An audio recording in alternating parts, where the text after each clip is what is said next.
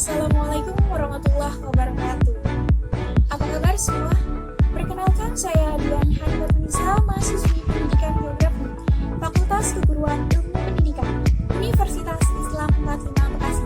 Baik, pada video kali ini saya akan membuat video pembelajaran tentang teori pembentukan alam semesta.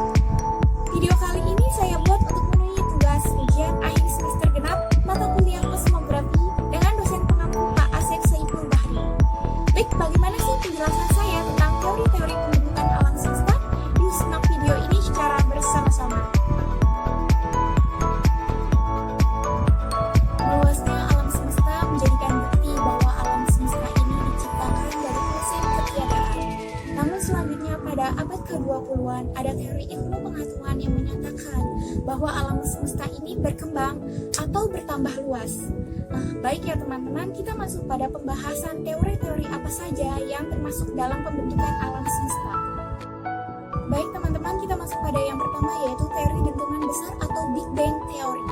Ahli yang pertama kali mencetuskan teori ini adalah Alexander Friedman pada tahun 1922. Ia merupakan ahli fisika yang berasal dari Rusia. Isi dari teori ini yang diungkapkan adalah struktur alam semesta selalu berubah-ubah atau dinamis. Nah, berdasarkan teori dentuman besar ini atau teori Big Bang, alam semesta ini terdiri dari massa yang sangat besar dan massa jenisnya yang sangat besar juga. Nah, kemudian adanya reaksi inti mengakibatkan massa tersebut meledak dan mengembangkan sangat cepat sehingga menjauhi pusat ledakannya. Lalu ledakan dahsyat itu terjadi sekitar 13,7 miliar tahun yang lalu.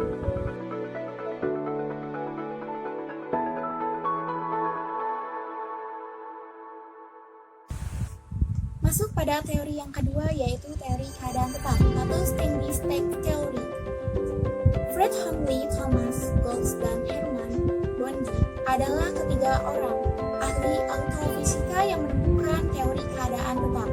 Ketiga orang tersebut berasal dari Inggris dan ditemukan pada tahun 1948. Berdasarkan teori keadaan tetap, alam semesta ini tidak mempunyai awal dan alam semesta ini tidak akan berakhir atau tidak ada sepanjang masa.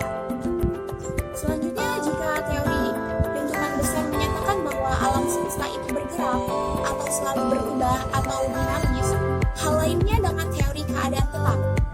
Teori keadaan tetap ini menyatakan bahwa alam semesta itu bersifat tetap dan tidak berubah atau statis. Untuk selanjutnya kita masuk pada teori yang ketiga, yaitu teori mengembang dan memanfaat. Teori ini ditemukan oleh seorang ahli, yaitu yang bernama Fred Hoyle, dan ia berasal dari Inggris dan merupakan orang ahli bidang astrofisika.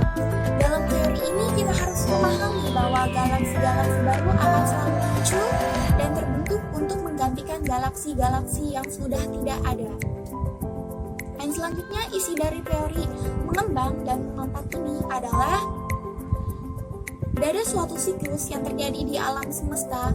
Setiap satu siklus akan mengalami masa ekspansi atau mengembang dan satu masa kontraksi melambat. Dan selanjutnya, setiap satu siklus membutuhkan waktu yang cukup lama, yaitu sekitar 30 miliar tahun. Dalam teori ini, ekspansi tersebut terjadi karena adanya reaksi inti hidrogen yang ada pada akhirnya akan mengembangkan unsur-unsur lain yang lebih kompleks.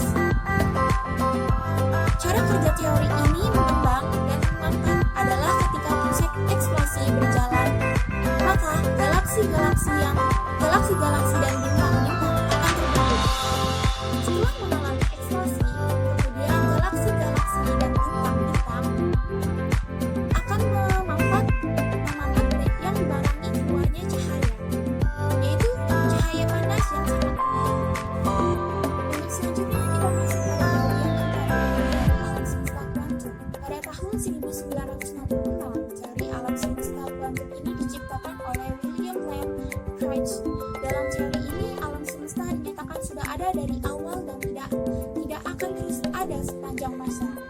Teori ini kemudian menyatakan bahwa alam semesta tidak memiliki ruang hampa.